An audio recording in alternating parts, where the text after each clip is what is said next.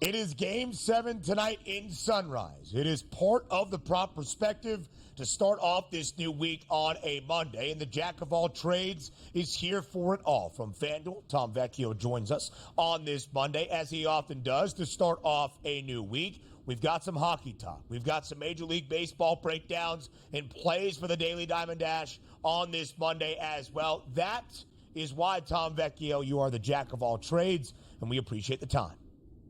Thanks for having me. Tonight is one of the most important games in the history of the NHL. We have a team, and the Panthers looking to get their first Stanley Cup as a franchise. They're also trying to prevent the Oilers from coming back 3-0. That hasn't been done in 82 years. And the Oilers are trying to bring home the first Stanley Cup to Canada in 31 years. This is going to be an awesome game tonight. It is all part of the history that is on the line. Can the Oilers overcome an 0-3 deficit, be the first team since the 1942 Toronto Maple Leafs to come back from down 3 games in a Stanley Cup final? This is how we have reached this point. Florida dominant in the first 2 games in Sunrise, not too shabby in game number 3 in Edmonton. From that point, all Oilers 8-1 in game 4, carried it over to game 5, and in game number 6 inside Rogers Place, a 5-1 dominant victory as well. Vecchio, how did this series change, and what has the biggest difference been? Well, in the first 3 games, and part of my fear as someone who backed the Panthers heavily this series, Panthers -1.5, Panthers to win the series 4-2, Panthers money line, those are all up in the air. At least 2 of them are dead at this point. My biggest fear was you can only keep McDavid contained for so long. He's like Patrick Mahomes, he's like Shohei Ohtani, a couple down games from him, but eventually the switch is going to flip and he's going to have an outburst of scoring. That's what we've seen. That's why he's putting up all these points.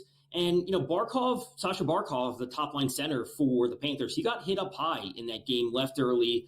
Maybe he's not operating at 100%, and that has just decreased their defensive efficiency just in the slightest bit. And that's the only edge McDavid needs, and that's the breakout of scoring that we've seen from him. So, it's been a tough road for the Panthers as of late. If I didn't have any stake in this series, I would certainly be backing the Oilers tonight.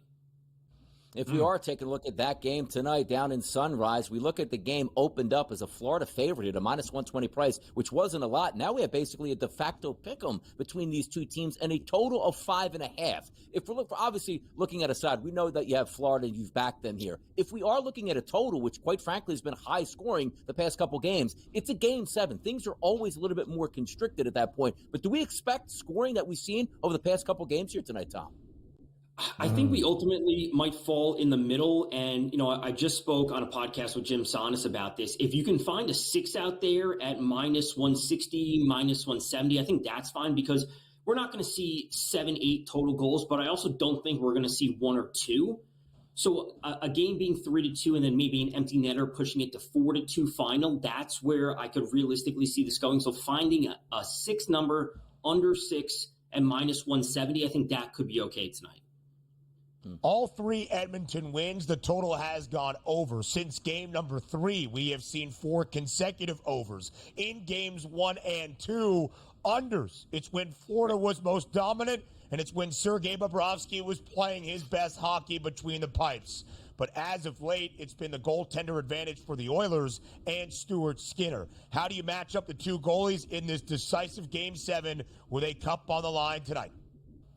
Well, that's going to Stuart Skinner, under 26.5 saves. And this is not to say that I don't think he's going to play well. The Oilers defense, who I have been highly questionable of throughout the entire season, they have turned things around in the biggest way possible. And that is all credit to their coach, Chris Knoblauch, who has done a fantastic job since he took over. They've done such a good job at limiting the shot attempts from the Panthers. So this is not to say that Skinner's not going to play well. He's maybe not going to have to have a big workload tonight because everyone in front of him is selling out to block every single shot. So under 26.5 saves for Skinner because the defense in front of him, the forwards, going to be blocking everything, selling out their bodies to block every single shot attempt from the Panthers. They've looked great on defense over these last 3 games. If we are looking at the Florida Panthers as that slight favorite at -113, that total listed at 5.5, that means we're expecting multiple goals tonight, which is always a fun market here at the FanDuel Sportsbook. Anytime goal scorer, Hyman, McDavid, Reinhart, Draisaitl, Verhaeghe, Tkachuk lead that board here. But for you, are you looking down that board, or is it just so simple to take the top guys? Now, all those numbers are great, especially, we never get those prices for McDavid or Draisaitl, but I actually want to go a little bit further down Evan Bouchard goal at plus 500. And, we got to understand what the odds are at plus 500. The probability of outcomes a little bit lower, but he's been great this series. And when we look to some of the advanced numbers, he has 195 shot attempts created when he's on the ice, not necessarily just him, but when he's on the ice to only 110 allowed. And that is equated to 91 shots created when he is on the ice. Shots on goal, that is most of any player in the series. He's on the first power play. I do not think we're going to see forwards with high volumes of shots, which means the defenders are going to be taking any shot attempt they can from the blue line just to simply get anything at the net. So looking to defenders for goals and your point prop tonight would be the spot to go. Bouchard gets his first goal of the series, plus 500 tonight. A 5-1 number for Evan Bouchard, who has been great for the Oilers in this playoff run. Zach Hyman has found his footing here in this series, scoring in back-to-back games, games 5 and 6. Game 6, the first time since game 1, when not a single point was recorded by Edmonton as a team, that Connor McDavid did not find the scorer's sheet. So as we look right now, Tom Vecchio, at Connor McDavid, the chosen one, if you will, after the chosen one in Edmonton at minus 3,500. Here's how I'm going to say this. Is he going to win the Conn Smythe tonight, regardless of the outcome of the game? Yeah, this is a conversation I had with Kevin last week where he should realistically win this because it's not just about a Stanley Cup MVP. This is actually an award for the entire playoffs. And we can make the argument, even potentially in a losing effort tonight, that he is the most valuable player in the playoffs.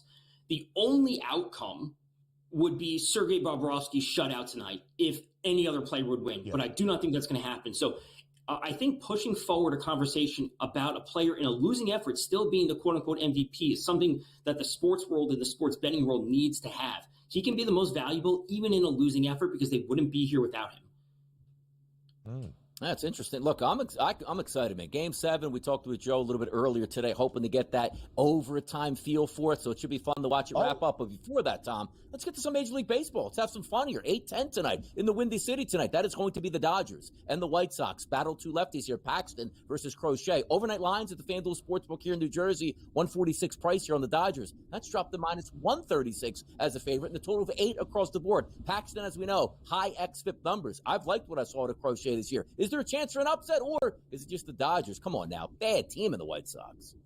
Yeah, it's probably the latter there. It's just a bad team in the White Sox. I specifically like under 8. I am not a believer in Paxton. He walks too many hitters. He doesn't strike out enough. But ultimately, the White Sox offense is absolutely anemic, and they're not scoring. And Crochet is awesome on the other side. So, yeah, the Dodgers are a super tough matchup, but he can certainly rack up the strikeouts. And this game ending like 4-1 just because Crochet does a good job, and then the White Sox bullpen blows it. And maybe the Sox get a run or two on the board. It's not an interesting matchup, at least from an offensive standpoint, but I'll take under 8 tonight. Garrett Crochet in his last start gave up 3 earned against the Astros last Wednesday. It was his first time since the end of April, giving up more than 2 earned runs in a single outing. Vecchio, we call you the home run prop king as well. Let's take a look at the leaderboard around the bigs in terms of the most home runs hit this year. Aaron Judge has 28 and is the hefty odds-on favorite to lead the league when all is said and done. Is there anything worth a sprinkle outside of Judge?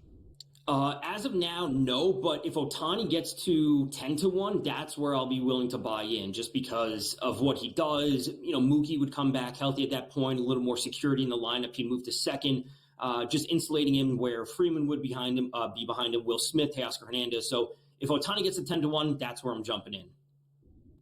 He has done a great job in the absence of Shohei, or in the absence of Mookie Betts, continuing things over. Let's also show the card one final time. We broke down the game right before Tom Vecchio was here. He likes the O's on the money line to bounce back from a sweep in Arlington, back at home inside Camden. And the Royals have to be better, Tom. Cole Reagan's over 6.5 strikeouts today for KC. Jack of all trades, we appreciate it. More on the early line up next.